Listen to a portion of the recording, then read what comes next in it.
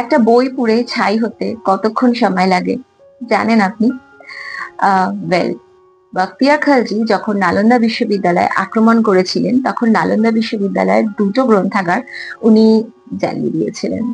আর সেই গ্রন্থাগারগুলো সম্পূর্ণ ভস্ম ছাই হতে সময় লেগেছিল 2 মাসেরও বেশি।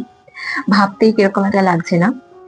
আহ ভাবছেন যে সাইকোলজি নিয়ে কথা বলে আজকে হঠাৎ করে ইতিহাস কি করে হলো?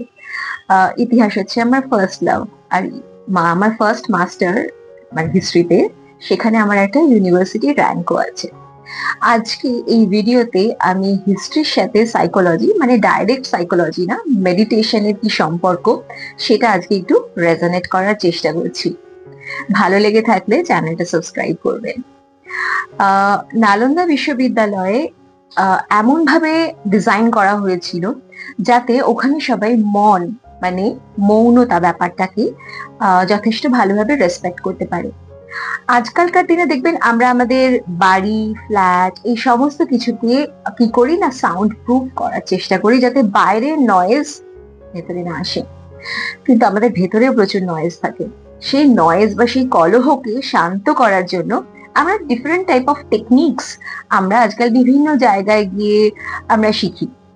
তো এই নালন্দা বিশ্ববিদ্যালয়ে কি করা হয়েছিল, যে নালন্দা বিশ্ববিদ্যালয়টা তৈরি করা হয়েছিল, সেখানে অ্যাসিমেট্রিক্যাল ওয়ালস ছিল যাতে একজনের শব্দ আরেকজন অব্দি না পৌঁছায়, এবং যে শব্দটা থাকে সেই শব্দটা যাতে দেয়াল অ্যাবজর্ব করে নিতে পারে।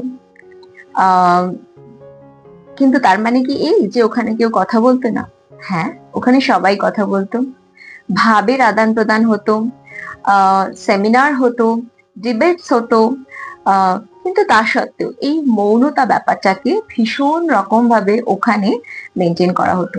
ওখানকার গার্ডেন, ওখানকার যে জলাশয়গুলো রয়েছে সেই সমস্ত কিছুকে এমন ভাবে ডিজাইন করা হয়েছিল যাতে ওখান থেকেও একটা আর কি শান্তির শব্দ বা ওই সাইলেন্সের আওয়াজ পাওয়া যায়।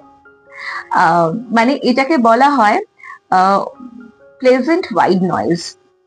এই প্লেজেন্ট হোয়াইট নয়েজ যাতে ওই জায়গাগুলো থেকে আসে সেই রকম ভাবেই আর কি ওখানকার আর্কিটেকচারটা তৈরি করা হয়েছিল। বিশ্বাস হচ্ছে না? যদি না বিশ্বাস হয় এখনো অব্দি ওই ধ্বংসস্তূপে গিয়ে একবার ঘুরে আসুন। যে সাইলেন্সটা আপনি এক্সপিরিয়েন্স করবেন না, সেটা কাউকে বলে বোঝানো যাবে না। আর আমার এই ভিডিওটা যদি ভালো লেগে থাকে তাহলে অতি অবশ্যই কমেন্ট করে জানান ছোটবেলার ইতিহাস বইতে কোন পরিব্রাজকের নাম আপনি পড়েছিলেন যারা বিদেশ থেকে এখানে এসে, মানে নালন্দায় এসে পড়াশোনা করেছিল।